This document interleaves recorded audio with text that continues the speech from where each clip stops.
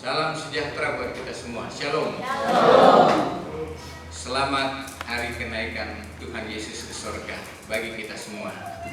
Kita boleh merayakan akan hari kenaikan Tuhan Yesus ke surga. Ibu bapak saudara yang kekasih, tidak ada agama yang sama seperti kekristenan. Bahwa kekristenan itu ada di dalam sejarah.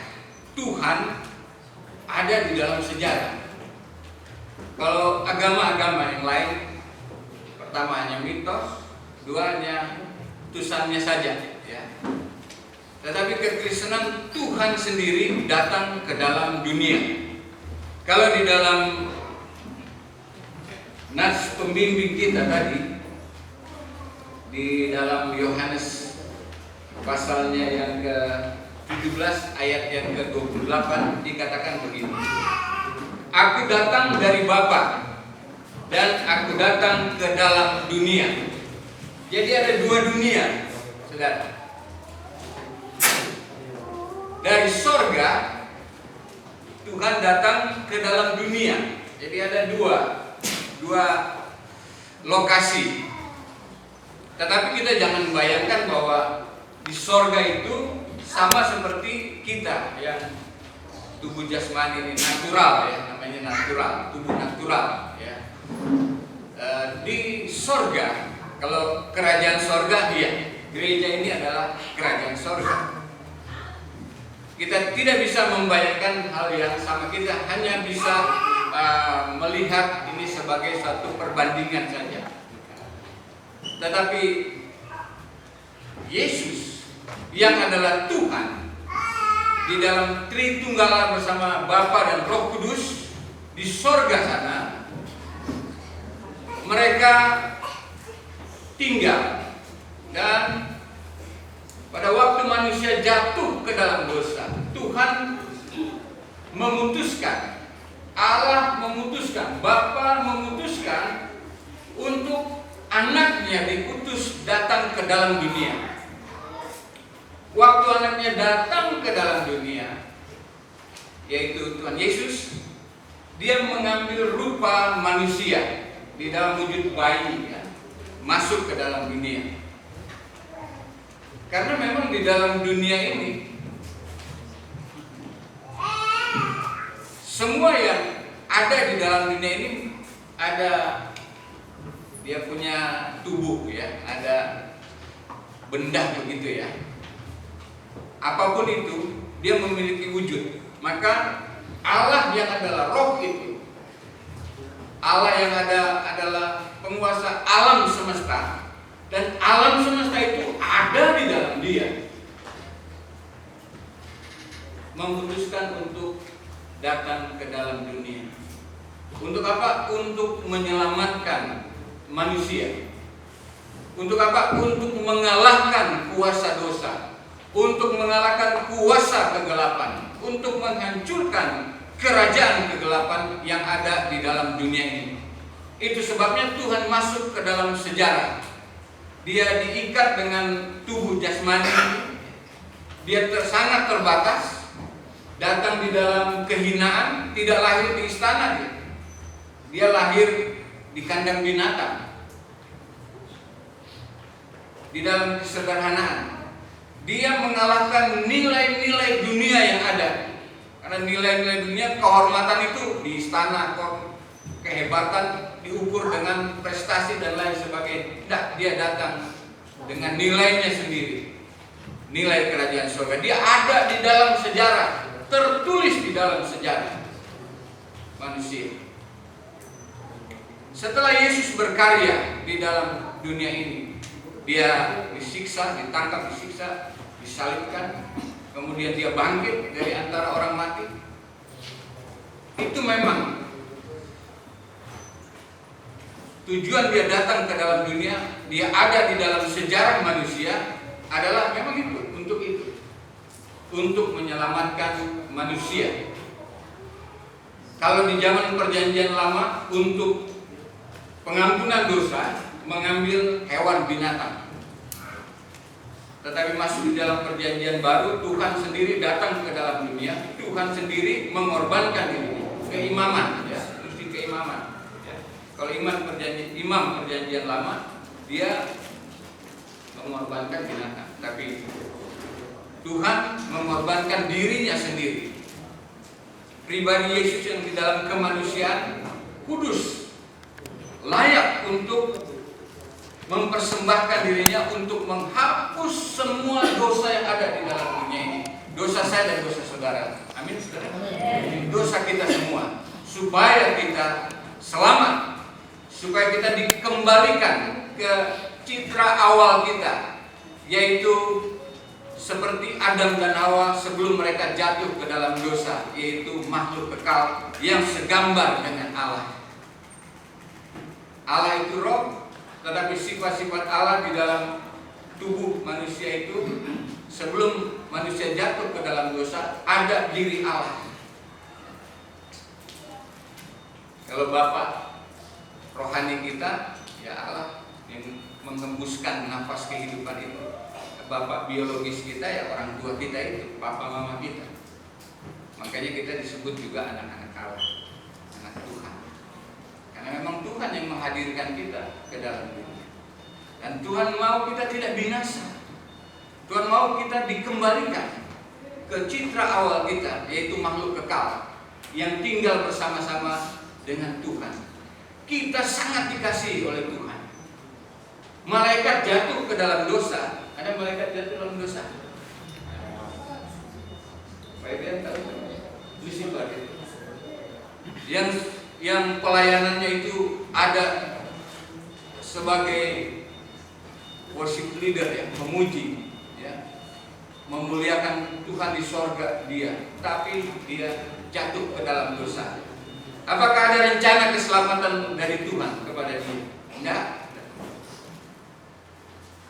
Malaikat berdosa akan binasa, tapi manusia berdosa Tuhan begitu mengasihi. Kasih kita kepada anak kita, ya, itu perasaan Allah. Orang tua yang normal begitu mengasihi anak, banting tulang cari untuk kasih sekolah, untuk yang terbaik. Begitu juga Allah, sampai dia masuk ke dalam sejarah manusia, mengorbankan dirinya. Setelah dia bangkit, dia tetap memberitakan tentang pertobatan, tentang keselamatan, Injil, kabar baik tentang kerajaan surga diajarkan, baru dia terangkat ke surga. Tapi sebelum dia terangkat ke surga, dia mengutus pribadinya juga, yaitu Roh Kudus, untuk tinggal bersama-sama dengan murid-murid dan orang percaya pada waktu itu. Ada tugas juga buat kita untuk meneruskan berita ini supaya banyak orang yang diselamatkan. Selesai dia menjalankan tugasnya, maka dia kembali lagi kepada Bapa. Dia keluar dari dunia ini untuk memperoleh kemuliaannya. Kemuliaan kerajaan sorga adalah turun serendah-rendahnya. Baru, ya, Allah sangat meninggikan dia dan mengaruniakan nama di atas segala nama. Supaya dalam nama Yesus dia dimuliakan, dia terangkat ke surga, dia dimuliakan. Kalau kita pengakuan iman sebentar, duduk di sebelah kanan Allah Bapa, itu berarti duduk untuk memerintah. Duduk untuk memerintah. Yesus juga adalah juru syafaat. Jadi kita di dalam dunia ini tidak usah takut, ada juru syafaat kita di sorga, Yesus. Jadi Bapak Ibu yang lupa-lupa berdoa, dia berdoa terus untuk kita. Karena itu kita harus hidup taat kepada Tuhan. Jangan kita tinggalkan. Kekristenan bukan sama seperti agama-agama dunia. Kekristenan adalah Tuhan sendiri, pencipta langit bumi serta isinya. Dia mau datang untuk selamatkan kita. Itu sesuatu perkara-perkara yang sangat-sangat luar biasa terjadi dalam kehidupan kita. Memang ada banyak beberapa gereja lah yang mungkin tidak merayakan hari kenaikan. Tapi kalau Natal atau Paskah, semua dipotong ya, hewan-hewan itu ya. Tapi hari kenaikan penting juga. Makanya tema kita maknanya apa buat kita. Kita harus semakin dikuatkan iman kita di dalam pengiringan kita akan Dia. Kita tidak usah takut. Dia yang menjadi juru syafaat kita. Maka di dalam Yohanes 15 itu dikatakan, tinggallah di dalam aku dan firman-Ku tinggal di dalam kamu. Maka apa katanya? Mintalah apa saja maka engkau akan menerimanya. Tinggal di dalam Yesus, firman-Nya tinggal dalam kita. Itu ada berbicara tentang hubungan kita dengan Tuhan, apa hubungan kasih.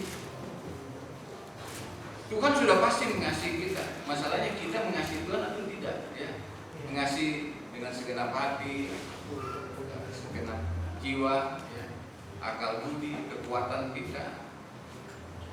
Kita sampai di level itu, mintalah apa saja, maka kamu akan mendapatkannya. Ada seorang penulis rohani tulis begini, Allah itu begitu besar, kebesarannya itu tidak bisa diukur oleh manusia. Dia begitu besar, bahkan alam raya ini semua ada di dalam Dia.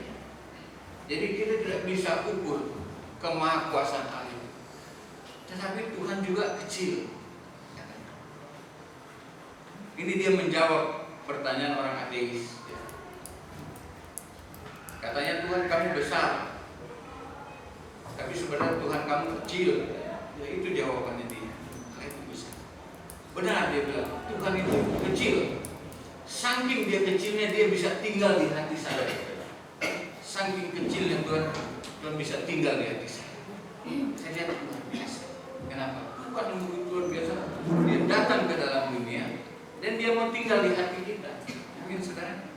Jadi kita nggak usah takut hidup di dalam dunia ini. Waktu mau berpisah murid-murid agak-agak ketakutan begitu ya. Apalagi si Thomas itu ya.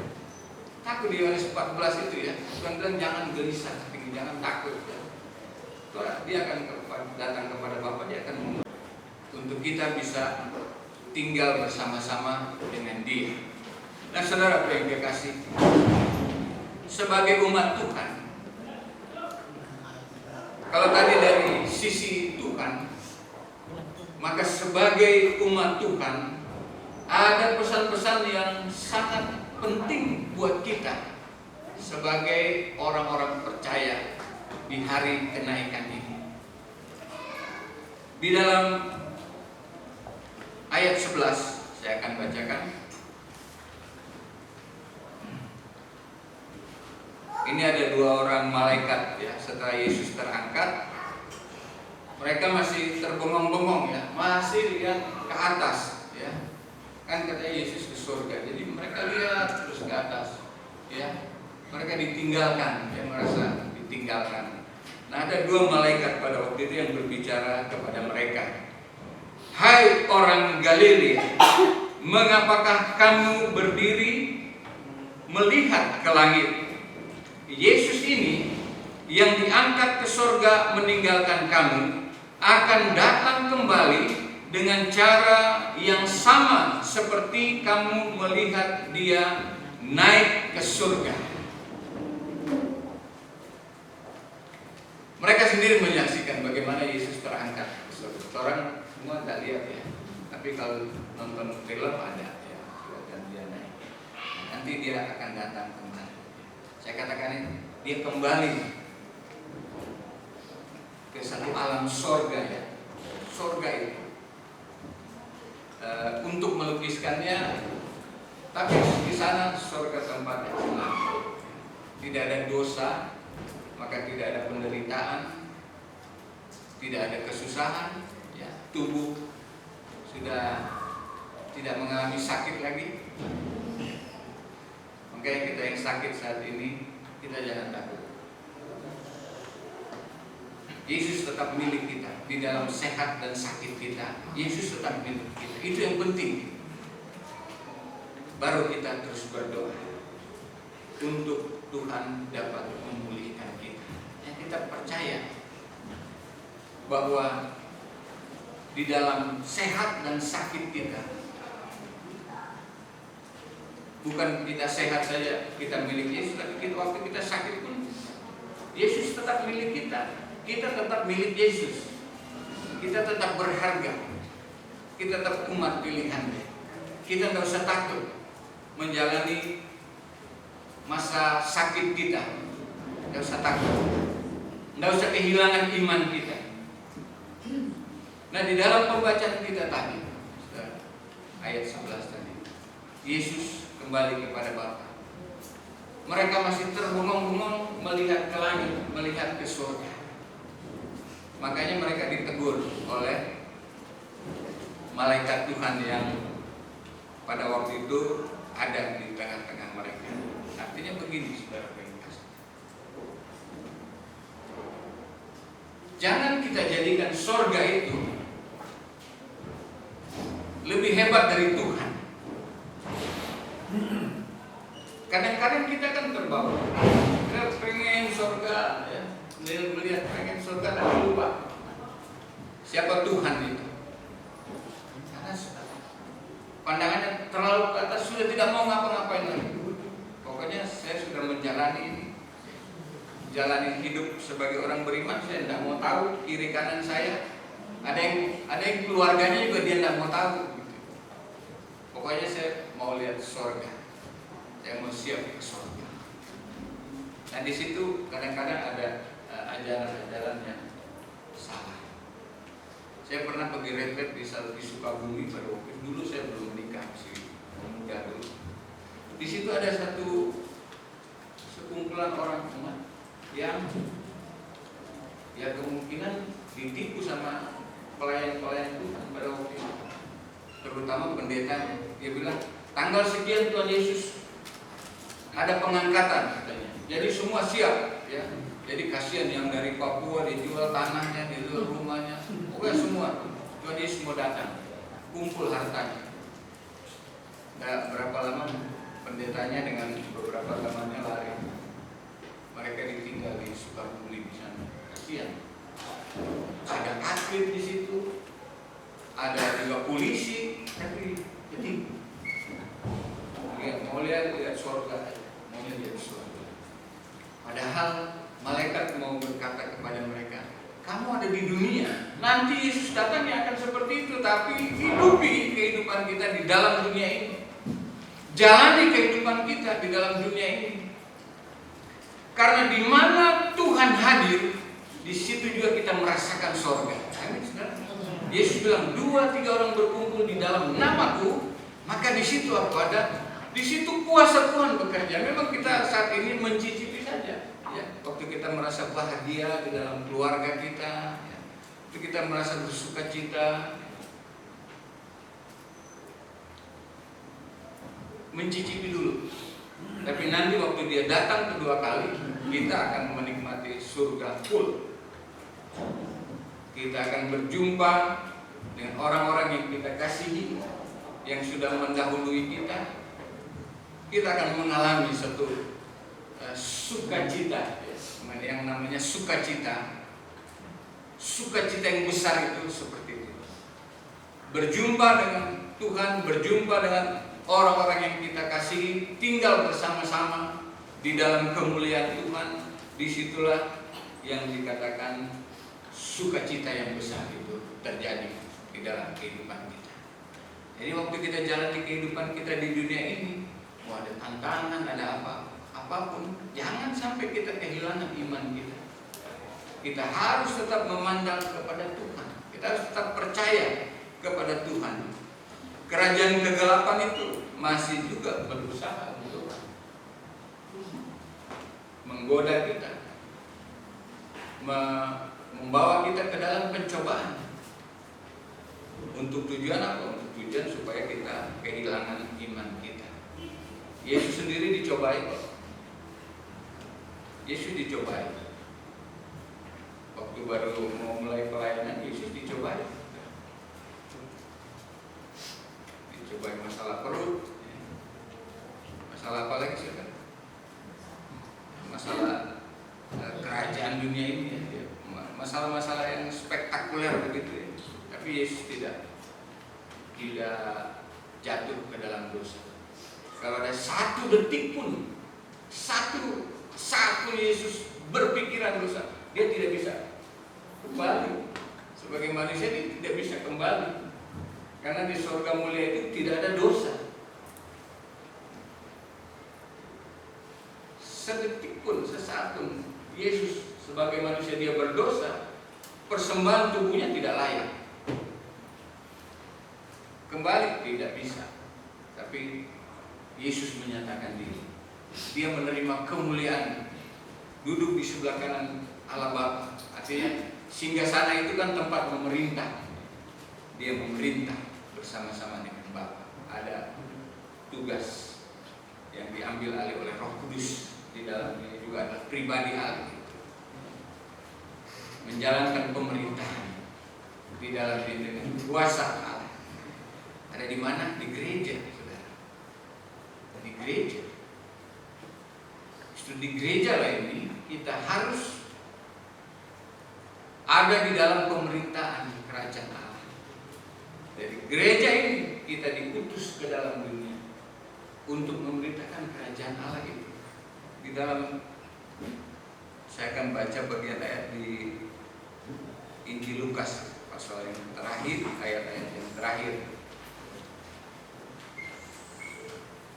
Saya mulai dari ayat 46. Katanya kepada mereka, ada tertulis begini, Mesias harus menderita dan bangkit dari antara orang mati pada hari yang ketiga, dan juga dalam namanya berita tentang pertobatan untuk pengampunan dosa harus diberitakan kepada segala bangsa, mulai dari Yerusalem. Ini pesan-pesan untuk kita melakukannya. Kamulah saksi-saksi dari semuanya ini. Tugas kita. Orang yang bersaksi adalah orang yang tahu, orang yang mengalami. Itu murid-murid kan mengalami. Kalau kita di masalah hukum, saksi disumpah benar, ya. Nah, mereka yang akan menjadi saksi. Ya. Memang kasihan murid-murid, mereka jadi saksi, kemudian jadi tertuduh. Semua murid-murid Tuhan mati menerima penghukuman. Yesus juga karena alasan hukum juga, melanggar hukum juga harus mati. Tapi Yesus membuktikan bahwa dia bangkit, bahwa sistem dunia yang menghukum ya, ada yang merasa rugi secara ekonomi, rugi ibadah, rugi semua di dunia ini. Murid-murid mungkin waktu memerintahkan ada kebenaran-kebenaran dunia yang dirugikan, harus dihukum mati Yesus. Tapi Yesus bangkit, dia benar, maka dia akan mendapat. Kita yang percaya kepada akan mendapatkan kebangkitan itu juga. Karena seluruh dosa-dosa kita dihapus oleh Dia. Jangan kita kehilangan iman kita. Kita harus memberitakan apa yang telah Yesus lakukan. Memang itu saya bilang, tantangannya akhirnya ada di situ buat kita. Ya, kadang-kadang di satu ruangan begitu ya, kantor. Ya. Sistem dunia kan begitu ya. Saya juga dulu waktu masih kerja ya, harus ikut arus begitu ya. Kan kadang-kadang arus itu berlawanan dengan iman kita. Ya besok Toto sudah pindah di tempat lain, karena kita nggak mau terima sesuatu yang bukan hak kita. Kayak seperti itu. Itu sistem-sistem seperti itu membuat kita kadang-kadang orang percaya harus berbenturan. Yang di Pamulang kemarin ya, lagi ibadah, ya itu sistem dunia dan agama dunia. Banyak tantangan buat kita, tapi kita harus percaya, kita harus tetap hidup di dalam kebenaran.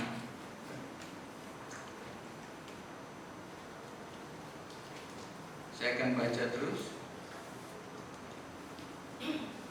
50 lihatlah, aku akan mengirim kepadamu apa yang dijanjikan Bapakku. Namun, itu Roh Kudus ya, tadi sudah kita bahas. Namun kamu harus tinggal di dalam kota ini sampai kamu diperlengkapi dengan kekuasaan dari tempat yang maha tinggi. Yesus membawa mereka keluar kota sampai dekat Betania. Di situ ia mengangkat tangannya dan memberkati mereka. Kita semua diberkati. Ketika ia sedang memberkati mereka, ia berpisah dari mereka dan terangkat ke sorga. Mereka sujud menyembah dia, lalu pulang ke Yerusalem dengan sangat bersukacita. Mereka senantiasa berada di dalam bait Allah dan memuliakan Allah. Tadi kita bergereja karena tradisi ini. Setelah Yesus terangkat ke surga, mereka kembalinya, saudara kualifikasi, kembalinya ke Yerusalem. Adakah kota Yerusalem kota yang bermakna? Bermakna sekali, saudara. Di Yerusalemlah Yesus ditangkap. Karena Yerusalem itu pusat peribadatannya. Kayak agama udah paling hebat di dunia. Tapi disitulah Yesus ditangkap. Artinya rumah ibadah sudah tidak berfungsi lagi sebagai tempat umat beribadah, tetapi justru tempat menghakimi Tuhan sendiri. Dia ditangkap di Yerusalem. Yang menangkap imam-imam sama kolaborasi sama pemerintahan penjajah Romawi.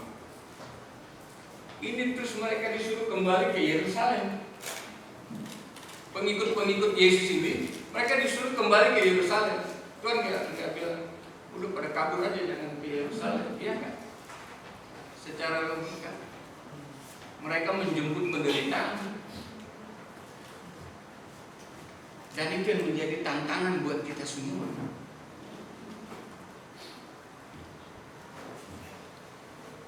Tantangan buat gereja kita untuk sungguh-sungguh menjalani apa yang Tuhan berikan kepada kita, itu tempat memberitakan Injil, ya, tempat memberitakan salib penderitaan Kristus. Di sini tempatnya, di gereja ini. Kalau gereja sudah bisnis, sudah apa, hati-hati. Tuhan sudah mau tinggal lagi di gereja itu. Tapi memang murid-murid dikasih tantangan luar biasa. Kamu akan menjadi saksiku dari Yerusalem. Selesaikan dulu masalah ini. Masalah yang sesungguhnya ada di rumah Tuhan ini, di bait Allah. Mereka berkumpul, ya, mereka berdoa, ya. Lalu terjadilah Pentakosta, puasa yang luar biasa terjadi di Yerusalem. Puasa Tuhan itu turun, ribuan orang bertobat. Murid-murid dekat bait Allah. Satu hari Petrus mau naik berdoa, ada orang di situ minta-minta. Dia minta-minta. Petrus bilang, emas dan perak tidak ada padamu, tapi dalam nama Tuhan Yesus bangkit dan berjalan. Orang itu tidak saja bangkit, berjalan, tapi dia berlari, melompat, memuliakan Tuhan. Di gereja kita, tempat kita mengalami sukacita yang besar. Jangan malas-malas ke gereja. Karena tempat sukacita terbesar itu kita dapat di dalam persekutuan dengan Tuhan. Memang ada tantangannya. Sekarang saya katakan, memang ada tantangan. Tapi jangan kita lari dari masalah. Jangan kita lari dari tantangan yang sesungguhnya. Kita harus menghadapinya. Karena itu bagian dari kehidupan kita sebagai orang-orang beriman. Kita tidak boleh eksklusif. Kita harus bisa menjadi garam, menggarami dunia ini. Supaya kita yang jauh dari kampung halaman kita berjumpa dengan orang-orang lain. Kita juga orang Batak, ya, orang Sunda. Kita menyatakan kemuliaan Tuhan lewat kehidupan kita. Lewat kemana kita diutus oleh Tuhan, disitulah kita memberitakan Injil. Karena itu pesannya buat kita yang saya sampaikan. Ada kuasa dari surga turun kepada kita. Kuasa itu akan memampukan kita untuk memberitakan Injil Tuhan, kabar baik kepada dunia ini. Yerusalem, Samaria, sampai ke ujung dunia. Kita semua terpanggil. Makanya dari gereja ini, siapa yang terpanggil mau sekolah teologi, ayo gereja harus fasilitasi supaya hamba-hamba Tuhan lahir dari gereja. Ada yang mau melayani, ayo ya, apapun semua untuk kemuliaan Tuhan. Sukacita itu penting buat kita. Sukacita biar umur panjang. Sukacita psikologi sudah bilang, waktu kita stres turun imun. Tapi waktu kita bersukacita ada satu hormon yang akan keluar kepada kita yang menyehatkan kita, yang akan membunuh kuman-kuman penyakit di tubuh kita. Karena itu sukacita itu penting. Sukacita itu penting. Dengan apa ya? Kita memuji Tuhan, memuliakan Tuhan, membiarkan Tuhan berkarya di dalam kehidupan kita. Begitu terjadi sesuatu, maka kita bersukacita di dalam Tuhan. Rasul Paulus malah bersukacita pada waktu dia ada dalam penjara.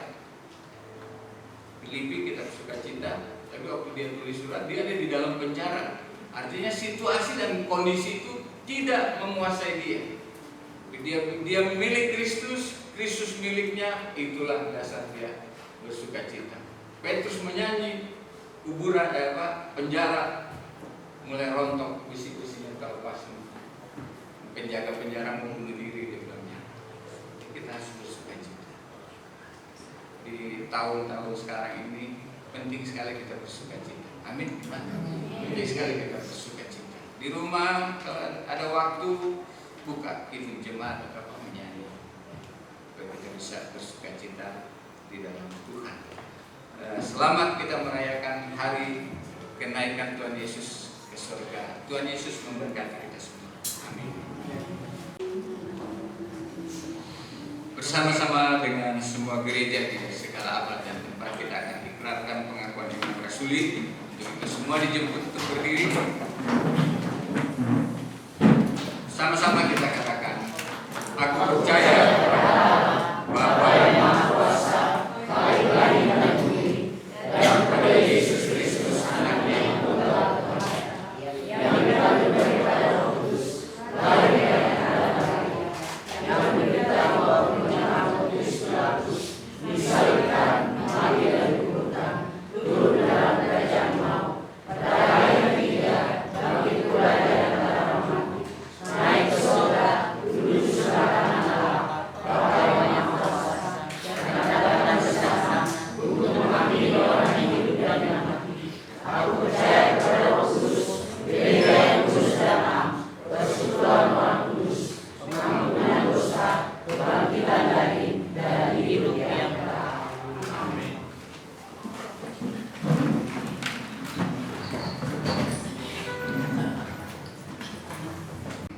Karena Engkau Allah yang baik, Engkau tahu akan segala keberadaan yang ada pada kami, dan Engkau juga punya cara yang terbaik untuk menolong kami untuk terus ada di dalam kemuliaan-Mu. Terima kasih kami boleh beribadah di dalam perayaan hari kenaikan Tuhan Yesus ke surga. Terima kasih buat firman Tuhan yang sudah bersama-sama kami renungkan, kami gumuli di dalam kehidupan kami pribadi, keluarga maupun persekutuan kami. Biarlah Tuhan, dengan kami merayakan hari kenaikan Tuhan Yesus ke surga, iman kami semakin dikuatkan oleh Tuhan. Rahasia-rahasia kerajaan surga semakin dinyatakan kepadamu. Kami melihat bahwa Tuhan Yesus tidak pernah meninggalkan kami. Engkau terangkat ke surga, namun Engkau mengutus pribadi Roh Kudus ada di tengah-tengah kami untuk menuntun dan membimbing setiap langkah-langkah kehidupan umat-Mu di dalam tugas-tugas panggilan dan pengutusan kami di tengah-tengah dunia ini. Terima kasih Bapa dalam surga. Hamba-Mu terus berdoa, buat jemaat di tempat ini Tuhan. Jemaat Gereja Protestan Indonesia Ulu Gepil Tuhan yang ada di Jakarta ini Tuhan. Engkau memberkati setiap keluarga yang ada. Engkau yang akan menilik, Engkau yang akan terus hadir di tengah-tengah masing-masing keluarga yang ada di jemaat kami ini. Kami berdoa di dalam nama Tuhan Yesus. Tuhan melawat setiap keluarga di dalam segala pergumulan, tantangan, sukacita, ucapan syukur mereka, sehingga mereka selalu ada di dalam kebahagiaan bersama-sama dengan Tuhan. Bapa di surga, kami pada saat ini mau berdoa Tuhan, mau bersukacita bersama-sama dengan Ibu Michelle E. Tampanguma yang berulang tahun pada hari ini tanggal 9 Mei 2024. Terima kasih Tuhan untuk ketambahan usia yang Tuhan sudah karuniakan kepada Ibu Michelle Tuhan. Biarlah Ibu terkasih terus mengucap syukur dan juga melihat hari-hari hidup di mana tahun-tahun keberkatan telah dilaluinya, dan menatap ke depan tahun-tahun kehidupan selanjutnya, kayak semakin dekat dengan Tuhan, semakin memahami apa yang menjadi kehendak Tuhan, rencana Tuhan bagi kehidupannya, dan selalu ada sukacita surga menyertai Ibu terkasih. Demikian juga dengan saudara-saudara kami yang lain yang tidak dapat kami sebutkan, yang mungkin berulang tahun. Tuhan juga memberkati mereka sama seperti apa yang kami doakan untuk Ibu Michelle. Bapa di dalam surga, kami juga pada saat ini mau berdoa untuk pergumulan jemaat-Mu Tuhan, untuk memiliki tempat ibadah. Kami tahu Tuhan, kami membutuhkan satu tempat di mana kami dapat beribadah kepada-Mu dengan penuh sukacita, yang menjadi kerinduan kami. Dan kami yakin jawaban atas doa kami ini tepat pada waktunya, sehingga di dalam kami menantikannya Tuhan, kami diliputi dengan sukacita, dan tetap kami rajin beribadah meskipun di tempat yang masih sementara pada saat ini. Namun kami yakin dan percaya kehadiran Tuhan tidak kurang-kurang bagi kami di dalam ibadah kami, di dalam kami menjalani program-program pelayanan gereja kami. Kiranya tempat ini Tuhan menjadi tempat bagi kami di mana Tuhan berkarya. Terima kasih Bapa dalam surga. Kami juga berdoa untuk pemuda dan pemudi kami yang saat ini sedang mencari pekerjaan dan juga jodoh pasangan hidup. Berkati mereka Tuhan, berkati pemuda-pemuda generasi Gereja Gepil di tempat ini Tuhan, untuk mereka mendapatkan pekerjaan terbaik sesuai dengan skill kemampuan mereka, dan mereka terus akan bertumbuh di dalam kepercayaan yang lebih lagi, mereka lebih dan lebih lagi. Demikian juga untuk pasangan hidup yang mereka rindukan Tuhan. Tuhan mengirimkan jodoh terbaik buat setiap pemuda-pemudi yang sudah siap di dalam mereka akan hidup masuk di dalam kehidupan berumah tangga. Mereka yang bekerja di kapal Tuhan, ada di laut sampai saat ini, mereka ada di laut di dalam pekerjaan mereka. Kami berdoa Tuhan, lindungilah mereka Tuhan, dijauhkan dari segala mara bahaya maupun segala kecelakaan. Kami juga berdoa biarlah mereka tetap mengambil waktu untuk terus menjalin hubungan dengan Tuhan, dengan keluarga, dan saling menghibur, saling menguatkan, memberikan kesehatan dan kekuatan. Anak-anak kami yang saat ini sedang di dalam pertumbuhan jasmani maupun rohani, pendidikan, kiranya mereka mendapatkan pertumbuhan yang terbaik secara jasmani berkat Tuhan atas orang tua mereka dan semua usaha bisnis pekerjaan. Kebutuhan rohani mereka di jemaat ini dan juga pendidikan di mana mereka bersekolah, kuliah, kami serahkan dalam tangan kasih Tuhan. Biar anak-anak kami menjadi anak-anak yang berprestasi, anak-anak yang dibedakan dari orang-orang dunia, anak-anak yang cinta Tuhan Yesus, anak-anak yang menghormati kedua orang tua mereka, anak-anak yang mau juga mulai melayani Tuhan di masa muda mereka. Sukseskan mereka Tuhan di dalam studi mereka. Bapa dalam surga, kami juga mau berdoa buat saudara-saudara kami yang saat ini sedang mengalami sakit. Saat ini kami mau menyerahkan ke dalam tangan kasih Tuhan Bapak Penatua Elius Juma Tuhan, hadir bersama-sama dengan kami di dalam keadaan sakit Tuhan. Dan juga kami serahkan Ibu Teti Hartato ke dalam tangan kasih Tuhan. Mereka sedang rawat jalan di dalam pemulihan kesehatan mereka. Kami berdoa dalam nama Tuhan Yesus, tabib yang ajaib itu, dokter di atas segala dokter. Biarlah lewat perawatan, lewat obat-obatan yang masuk ke dalam tubuh mereka, istirahat yang dilakukan, doa-doa yang kami naikkan, keluarga naikkan, Tuhan berkati semuanya menjadi berkat kesembuhan dan pemulihan. Demikian juga Tuhan, kami menyerahkan dalam tangan kasih Tuhan Bapak Rufino, Ibu Rika Rahayu, anak kekasih Juan, dan juga Bapak Yosafat Zakaria yang juga di dalam keadaan kelemahan tubuh, mengalami sakit. Kami juga menyerahkan ke dalam tangan kasih Tuhan Yesus yang adalah tabib yang ajaib itu. Hamba berdoa di dalam nama Tuhan Yesus, ada pemulihan yang sempurna dari Tuhan Yesus Kristus, ada mujizat kesembuhan, ada pertolongan Tuhan, tangan Tuhan Yesus sendiri yang datang kepada saudara-saudara kami kekasih, masuk kepada Bapak Juma dan juga Ibu Teti Tuhan. Tangan Tuhan Yesus yang penuh kuasa itu pada saat ini juga menjamah tubuh mereka, bagian-bagian yang sakit pada saat ini, dan Tuhan sembuhkan mereka. Sel-sel yang sudah rusak Tuhan hidupkan kembali. Bagian-bagian tubuh yang saat ini sedang mengalami kelemahan Tuhan diberikan kekuatan, otot-ototnya menjadi kuat, sirkulasi tubuh menjadi sehat kembali dalam nama Tuhan Yesus. Terima kasih Bapa di dalam surga. Kami juga berdoa untuk saudara Yonas Christopher Q Tuhan, yang juga sedang rawat jalan di rumah Tuhan. Kasihlah saudara kami yang kekasih ini dengan kasih-Mu yang ajaib itu.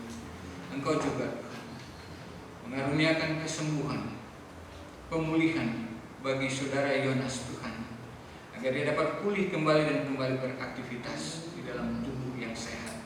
Obat-obatan, dokter yang menangani diberkati oleh Tuhan, diberkati kesembuhan. Bapa di dalam surga, kami juga berdoa untuk proses beracara di Pengadilan Negeri Jakarta Timur.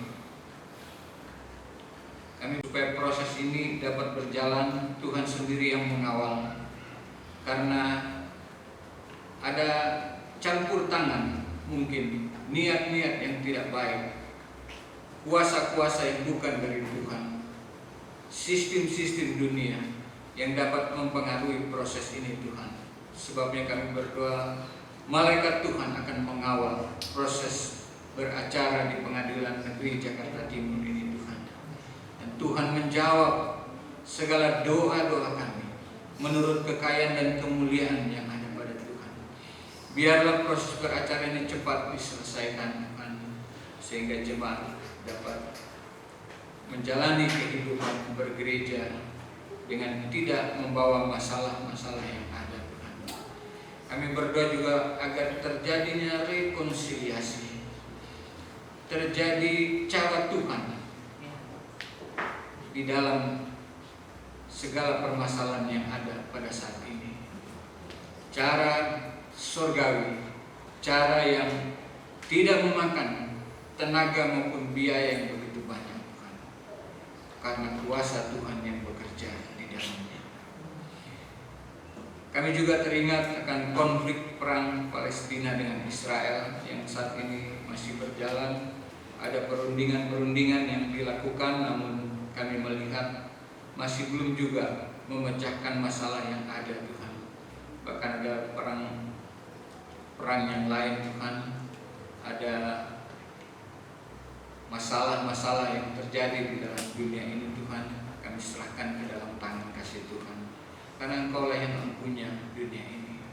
Engkau lah yang memerintah di tengah-tengah dunia ini. Engkau lah yang akan menolong supaya terjadi perdamaian di dalam konflik-konflik yang ada di dalam dunia ini, termasuk perang antara Palestina dan Israel. Terima kasih Bapa dalam surga, berkatilah negara dan bangsa kami, kami serahkan ke dalam tangan kasih Tuhan. Masa transisi peralihan dari presiden yang lama kepada presiden yang baru, biarlah tidak terjadi hal-hal yang tidak kami inginkan, Tuhan. Biar proses boleh berjalan mulus, mereka yang dahulu berseberangan kembali didamaikan, kembali bergandengan tangan untuk membangun bangsa ini, supaya bangsa ini dapat terus berkembang maju, mencapai cita-cita Pancasila dan Undang-Undang Dasar 45. Terima kasih Bapa dalam surga. Usai ibadah kami akan melanjutkan semua aktivitas kami, yang akan bekerja, yang akan tinggal di rumah, dan juga akan mengadakan perjalanan karena ini adalah long weekend. Tuhan memberkati semuanya. Tuhan lindungi, jagai keluar masuk kami dari sekarang sampai selama-lamanya. Ini doa syukur sembahyang kami, syafaat kami yang kami naikkan di dalam nama Tuhan Yesus yang sudah mengajar kami berdoa. Bapa kami yang di surga, dikuduskanlah nama-Mu, datanglah kerajaan-Mu, jadilah kehendak-Mu di bumi seperti di surga. Berilah kami pada hari ini makanan kami yang secukupnya, dan ampunilah kami akan kesalahan kami, seperti kami juga mengampuni kesalahan mereka. Janganlah bawa kami dalam pencobaan, dan lepaskan kami dari penjara. Karena Engkau yang mempunyai kerajaan dan kuasa dan kemuliaan sampai selama-lamanya. Amin. Jemaat yang dikasih, kita akan mengakhiri ibadah kita. Kita akan tiba di dalam amanat pemutusan, dan itu jemaat kita semua berdiri. Saudara terkasih, sumber kekuatan kita hanya pada Allah Tuhan Yesus. Berjalanlah bersamanya di tengah badai kehidupan ini, dan jangan lupa saksikan kebesarannya dimanapun engkau berada. NKB 143, janji yang manis.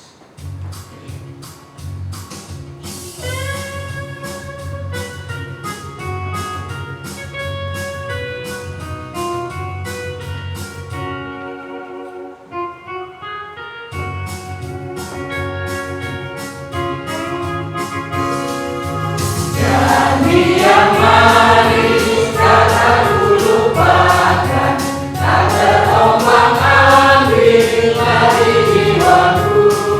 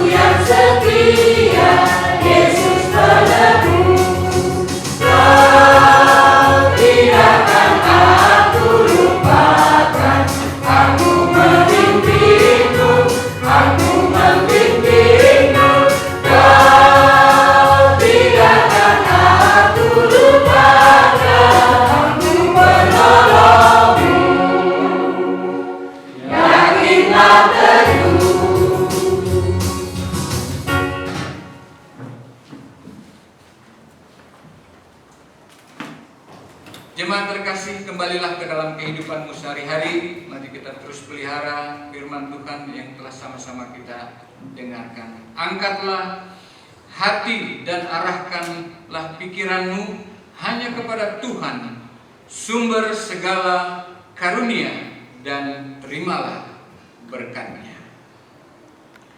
Anugerah Tuhan Yesus Kristus, kasih Allah Bapa yang kekal dan setia, dalam kuasa penyertaan dan pemeliharaan Roh Kudus, memberkati saudara sekalian sekarang sampai selama-lamanya.